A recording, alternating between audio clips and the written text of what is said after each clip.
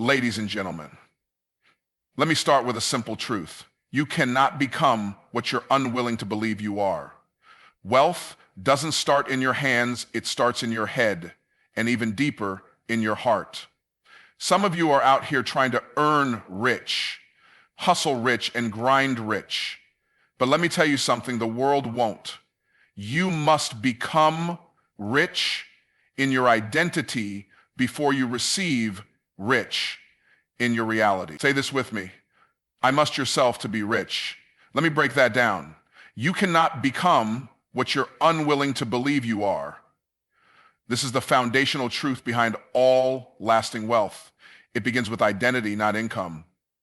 Too many people try to do wealth without ever becoming wealthy in their mindset.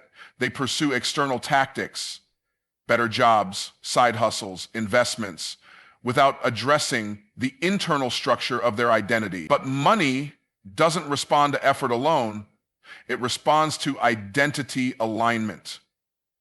If your inner self-impeach contradicts the wealth you're pursuing, your actions will sabotage your results every time. Many people are living out financial patterns they never chose consciously. They inherited them. As children, they absorbed limiting beliefs from their environment. Parents who constantly fought over bills, communities that normalized lack, cultures that said being poor was humble and being rich was evil. These experiences etched deep grooves into their minds, grooves that later became ruts, financial ruts. So what happens? They grow up and try to change their circumstances, but those subconscious programs keep pulling them back like gravity. That's why you see people win the lottery and lose it within years. Their external resources grew, but their internal identity didn't shift. The person who wins millions without becoming someone who can handle millions will always return to the level they believe they deserve. This is why rich isn't what you have, it's who you are. And identity is always upstream from behavior. You don't get wealthy by trying harder. You get wealthy by upgrading who you are at the core. Your habits, decisions, and disciplines flow automatically from that deeper sense of self.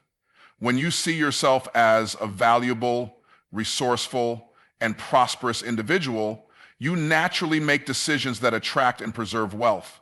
You don't even have to think about it. You turn down bad investments. You don't chase get-rich-quick schemes. You operate with patience, clarity, and wisdom, not because someone told you to, but because that's how wealthy people think, and now you think like that. And let's be clear. This is not about fake confidence or standing in front of a mirror saying, I'm rich 10 times a day. That's surface work. What's needed is transformation, not affirmation.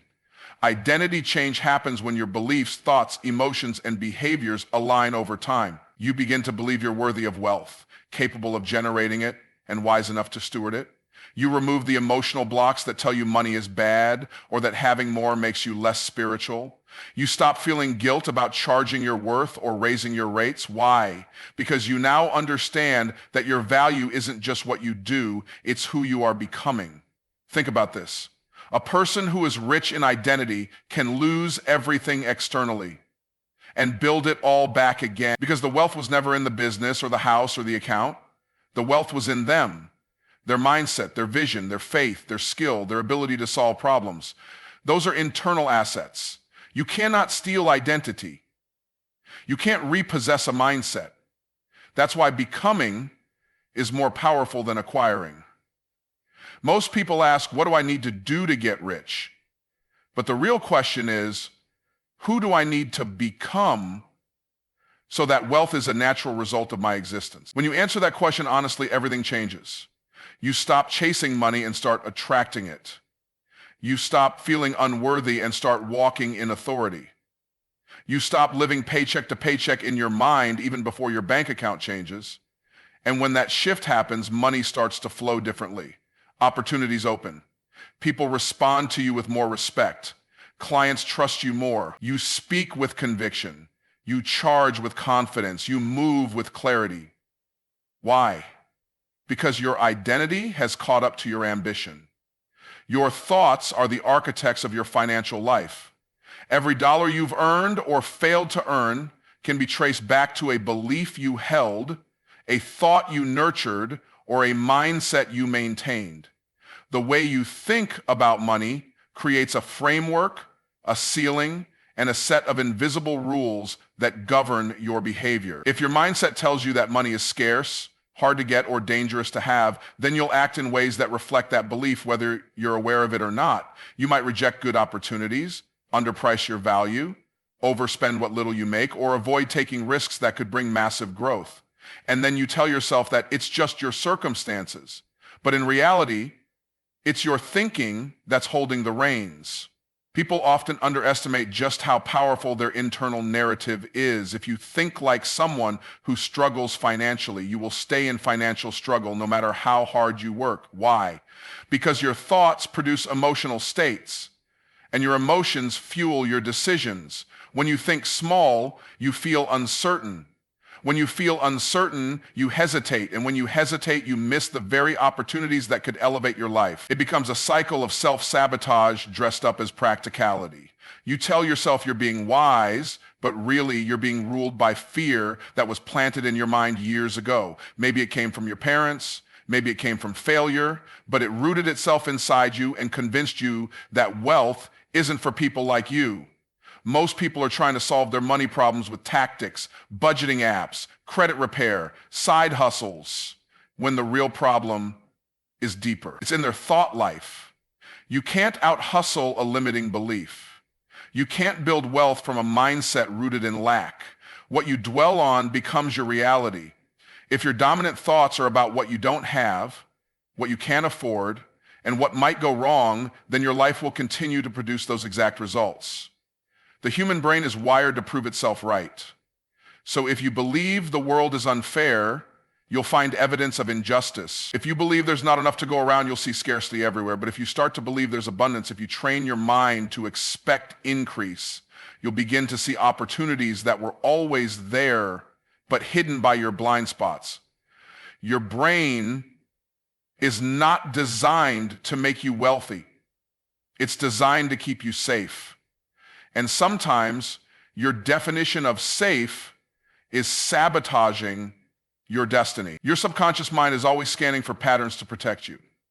If you've ever been burned financially, your mind will do everything in its power to make sure you don't feel that pain again. But here's the danger. When your thoughts are focused only on avoiding loss, they will also prevent you from receiving gain.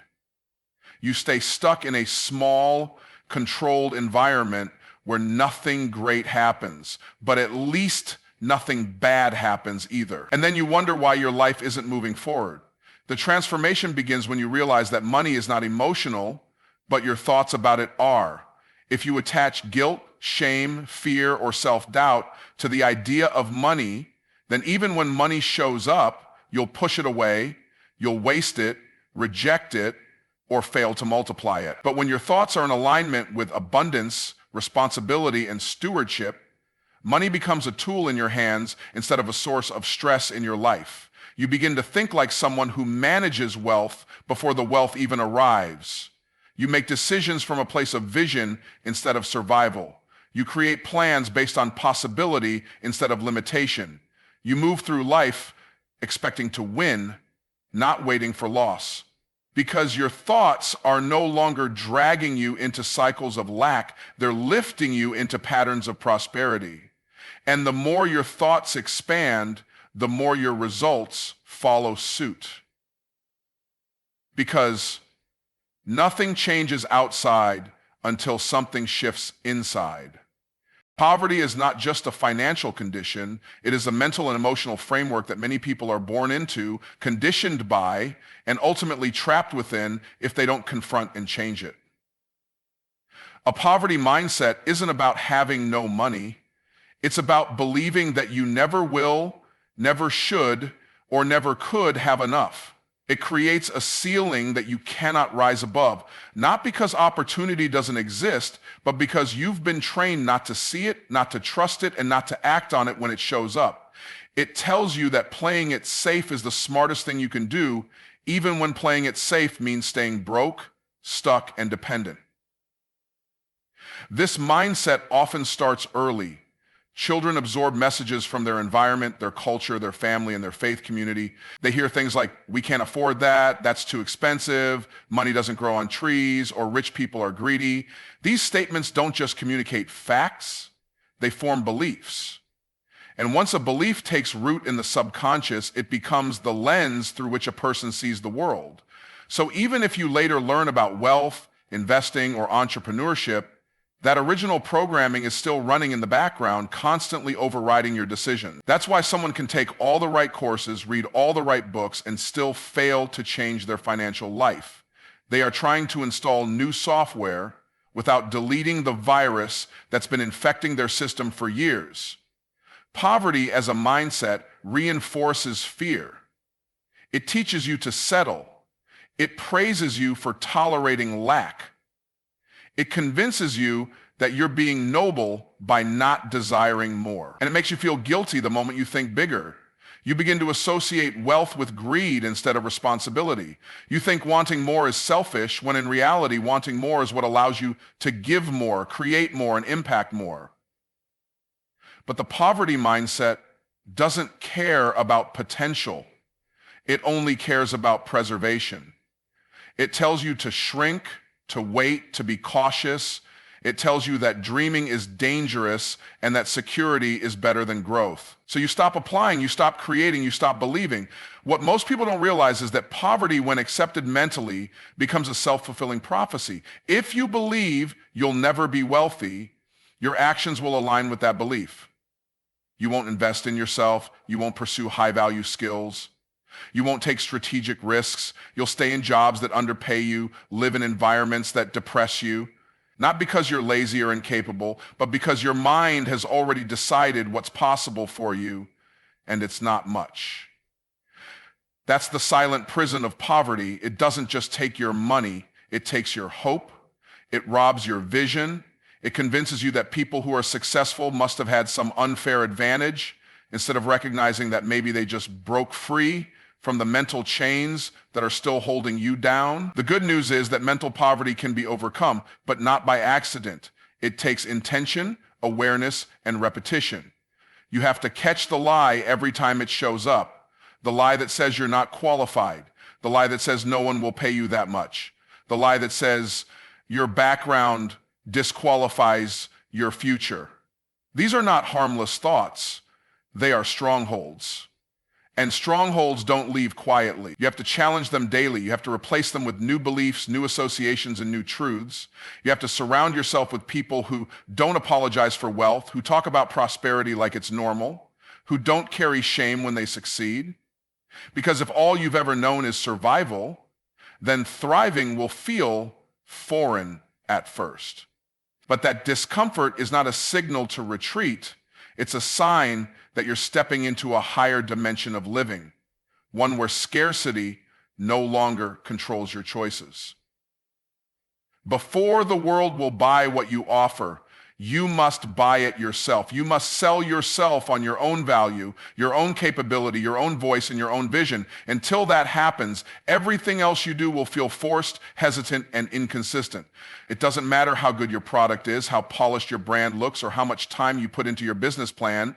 If you haven't first sold you to you, no one else will be convinced. People don't buy just information or solutions. They buy belief. They buy energy. They buy certainty.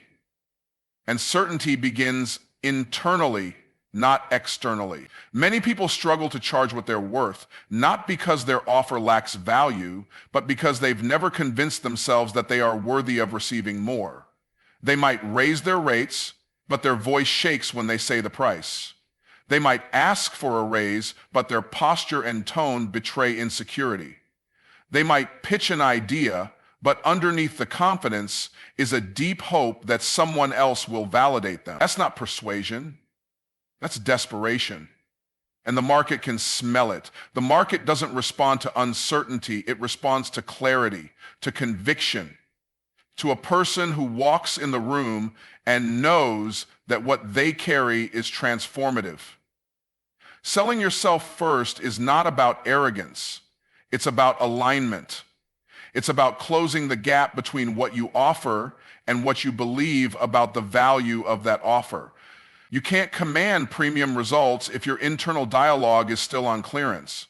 If you're questioning your worth behind the scenes, you will unconsciously act in ways that reinforce those doubts. You'll procrastinate. You'll downplay your strength. You'll over-explain yourself. You'll give discounts before anyone even asks. You'll second-guess your decisions and tolerate mistreatment, not because you have to, but because some part of you still doesn't believe that you're allowed to expect more. This is especially important if you come from a background where confidence was mistaken for pride or where self-belief was considered arrogance. Maybe you were told not to think too highly of yourself or to stay humble, and you interpreted those messages as a command to dim your light. So now, every time you try to step up, speak up, or raise your standard, you feel guilt. That's not humility. That's self-sabotage in disguise. True humility is knowing your value without needing to shout it. It's walking in full ownership of your gifts without needing anyone else to approve them. And you cannot walk that way if you haven't already done the work of selling yourself on your own identity. You are just another sex act. Now, don't shame me on this one. Pick the one that you do already, the one where you are the first customer of your vision. You are the first investor in your dream. You are the first believer in your breakthrough. If you can't buy into what you're doing, don't expect anyone else to. When you believe in what you carry, you talk about it differently. You stop sounding like you're begging and start sounding like you're offering a solution. You stop shrinking in the face of resistance and start standing firm in your purpose. You show up not just with information, but with transformation. That's what people are drawn to. That's what makes people pay attention. That's what causes doors to open when the energy around you matches the excellence within you. Every time you hesitate to own your worth, you reinforce a story that says you are not enough, and that story is a lie. But if you don't confront that lie, it becomes a lens, and everything you try to do will be filtered through it. Selling yourself first means rewriting that story. It means getting clear on what makes you different, what problem you solve, and why that matters. It means recognizing that you are not just another voice in the crowd. You are a solution to someone's crisis, a guide through someone's confusion, a key to someone's next level. And until you see yourself that way, no one else will. Money flows to clarity, not confusion. It finds its way into the hands of people who know what they want, why they want it, and what they're going to do with it once they get it. People who are vague about their goals, casual about their purpose, or uncertain about their direction rarely attract abundance because confusion repels opportunity. When your vision is blurry, your results are scattered. When your focus is divided, your impact is diluted. But when you are locked in, when you have a clear, detailed, and emotionally compelling picture of your future, everything begins to organize itself around that clarity. People start to notice. Resources begin to align. Strategies become obvious. You stop chasing money and start drawing it in because clarity is magnetic. Too often, people are stuck because they're waiting for everything to be perfect before they make a move. They want the full blueprint before they take the first step. But clarity isn't something that appears fully formed. It's something you develop. It grows as you move. Vision gets sharper in motion. The more action you take, the more you learn, the more you refine, the more you adjust. Waiting for clarity is one of the most dangerous forms of procrastination because it feels responsible, but it's just fear wearing a disguise. You say you're planning, but you're really avoiding. You say you're researching, but you're really hesitating. And while you delay, someone else with less information but more focus is building the life you're dreaming about.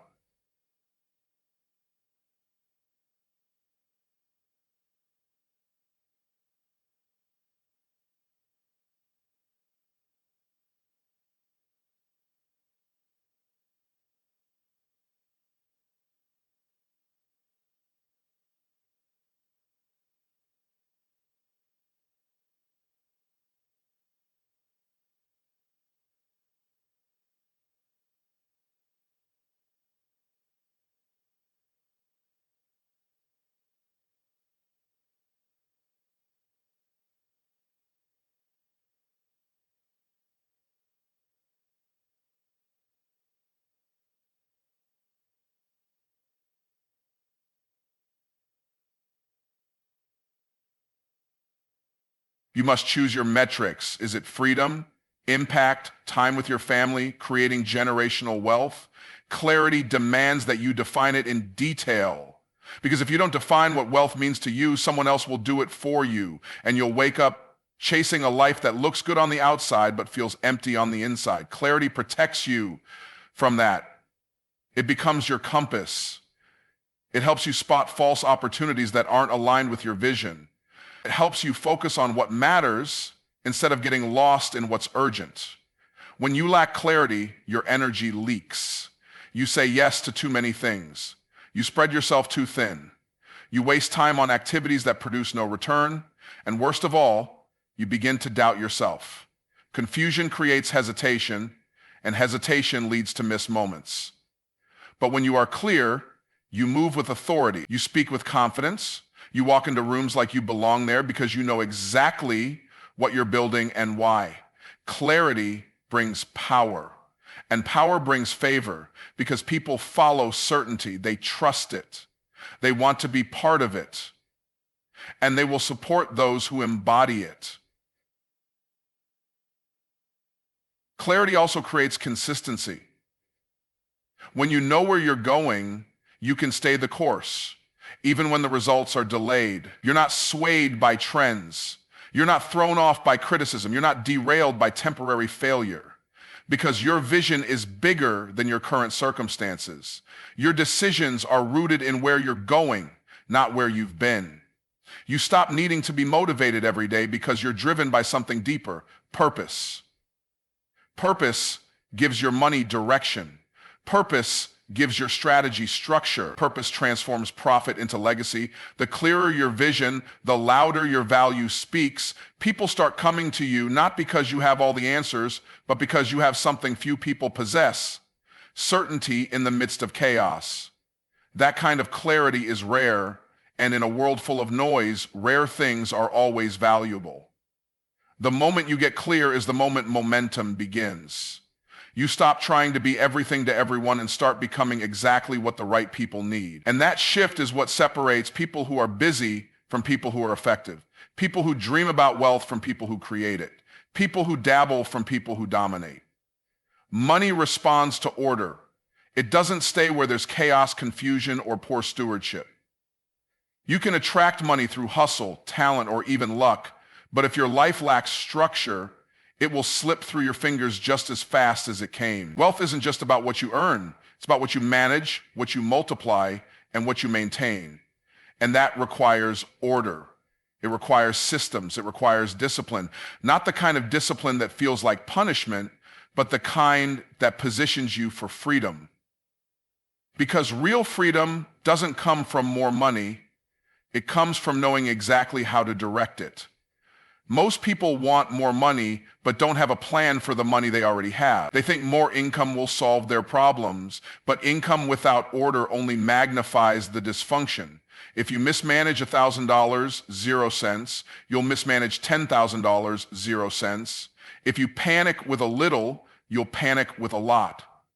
This is why so many people who receive sudden windfalls, whether through inheritance, business success, or even lottery wins, end up worse off than before. Their systems weren't strong enough to handle the increase. They didn't build a foundation. They built excitement, not structure. And excitement burns out fast without a plan to sustain it. Order begins in the mind before it ever reaches the bank account. It starts with how you think about money, how you speak about it, and how you relate to it emotionally.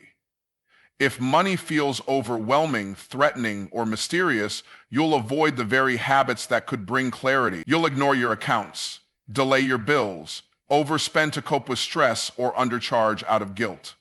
And all of that leads to disorder.